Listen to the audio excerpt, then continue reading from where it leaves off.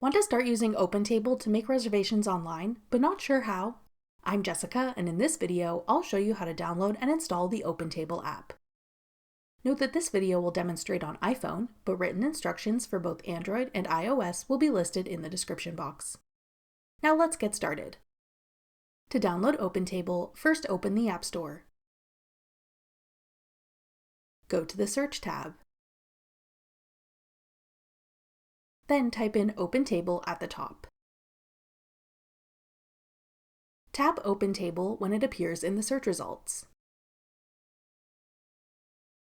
Then tap Get.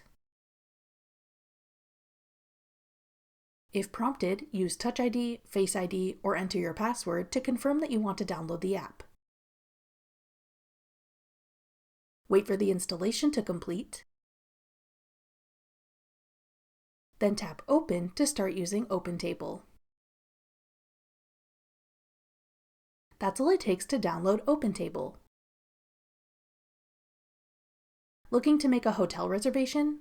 Check out this tutorial next. Click the video on your screen now to watch. Thanks for watching. If you found this video helpful, we'd love it if you'd hit the like button below and subscribe to our channel. We put out great new tech tutorials like this one every day.